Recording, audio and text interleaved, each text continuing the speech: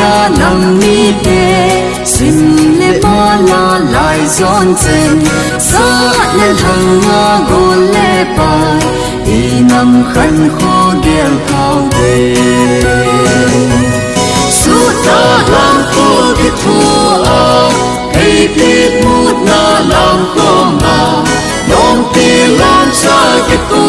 lại gầm ga gầm xa cái ấy lại nằm ti khăn khuôn ăn ngày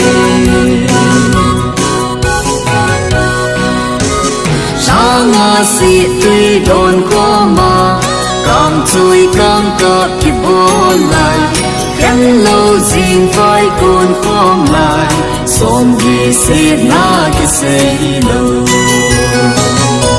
suốt ta làm cô cái thua à hay biết mút na làm cô mà nông ti lon xa cái cồn lại gầm ga gầm xa cái ấy lại nằm ti khăn khuôn ăn ngày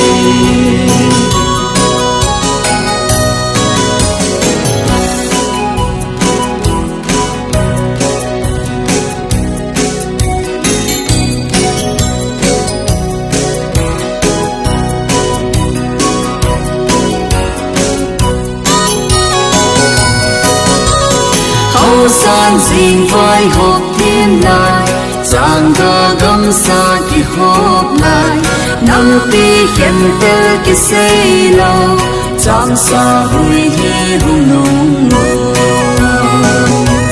suốt ta làm cô cái thua à hay biết mút na làm cô mà nông ti làm xa cái cô lại gầm ga gầm xa cái ấy lại nằm ti khăn khuôn ăn ngày nông ti lon xa cái cô lại gầm ga gầm xa cái ấy lại nằm ti khăn khuôn